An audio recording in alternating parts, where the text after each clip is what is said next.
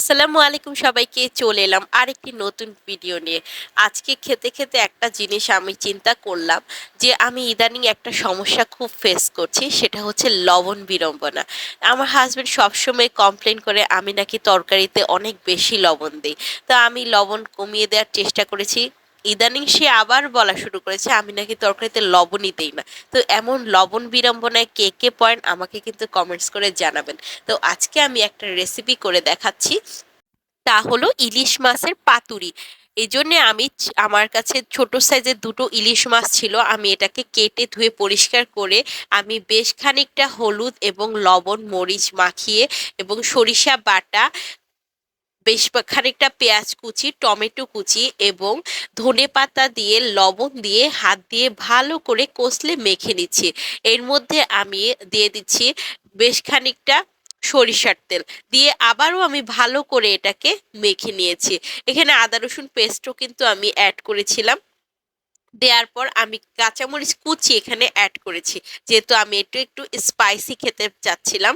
তো আমি ভালো করে এটাকে মেখে নিয়েছি। এরপর আমি লাউ পাতা, বড় বড় সাইজের যে লাউ পাতা, সেগুলো দিয়ে একটা একটা করে মাছ এবং একটু একটু করে গ্রেভি আমি এখানে দিয়ে লাউ পাতাটাকে পানের মতো করে একদম সুন্দর করে ফোল্ড করে নিয়েছি। আর এখানে কিন্তু আমি কোনো সুতো বা কিছু দিব না, জাস্ট আপনারা দেখতেই পাচ্ছেন আমি যেই পাশটা খোলা ছিল সেই পাশটার নিচের দিকে দিয়ে দিয়েছি। এবং প্যানের মধ্যে আমি সামান্য পরিমাণ তেল দিয়ে আমি যেই পাতুরিগুলো রেডি করে রেখেছি সেটাকে আমি একটু গ্রেভি করে রান্না করব। তার জন্য আমি সামান্য পরিমাণ পেঁয়াজ দিয়েছি, আর এখানে একটু বাদামি করে পেঁয়াজটাকে আমি ভেজে নিচ্ছি। আর এখানে একদম সামান্য করে আমি হচ্ছে মশলাও অ্যাড করব, যেহেতু আমার পাতাগুলো এখানে আমি রান্না করব। এই জন্যে আমি সামান্য পরিমাণ হলুদের গুঁড়ো, মরিচের গুঁড়ো, ধনে গুঁড়ো এবং লবণ আর হচ্ছে আদা রসুন পেস্ট দিয়ে পানি দিয়ে একটু মশলাটা আমি কষিয়ে নিচ্ছি। এখানে দুটো আস্ত কাঁচামরিচও আমি অ্যাড করে দিয়েছি। আর এটা শুরু থেকে শেষ পর্যন্ত আমি একটু স্পাইসি করার চেষ্টা করেছি, এজন্য আমি ওখানে অনেকখানি মরিচ দিয়েছি আর এখানেও সামান্য পরিমাণ দিব, এখানে আর বেশি দিব না, কারণ ওই গ্রেভি থেকে মশলাটা কিন্তু আমার ঝোলের সাথেও অ্যাড হয়ে যাবে। তো আমি এটাকে ভালো করে মশলাটা কষিয়ে যখনই ভাজা ভাজা হয়ে যাবে তখনই আমি দিয়ে দিব সেই পাতুরিগুলো। আর পাতুরিগুলোকে কিন্তু আমি কোনোভাবেই উম সুতোর সাহায্যে বাঁধিনি, জাস্ট যে সাইডটা খোলা ছিল সেই সাইডটা আমি নিচের দিকে দিয়ে দিয়েছি। আর ভাপে পাতাটা কিন্তু একেবারেই আটকে যাবে। আর পাতাটা কিন্তু আমি কাঁচাই দিয়েছি, এটা কিন্তু ভাপ দিয়ে দেই নেই।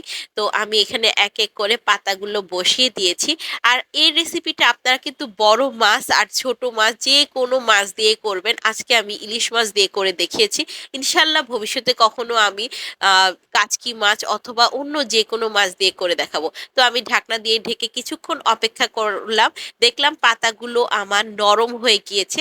আর এখানে আমি সামান্য পরিমাণ পানি অ্যাড করে দিয়েছি, যেহেতু আমার ভেতরের যে মশলাগুলো আর মাছগুলো একটু সিদ্ধ হতে হবে। তো যখনই দেখলাম পানিটা একেবারেই শুকিয়ে এসেছে, আমি সামান্য পরিমাণ ধনেপাতা এখানে অ্যাড করে দিয়ে পানিটা সম্পূর্ণ শুকানোর জন্য আমি অপেক্ষা করলাম। ধন্যবাদ সবাইকে। আসসালামু আলাইকুম।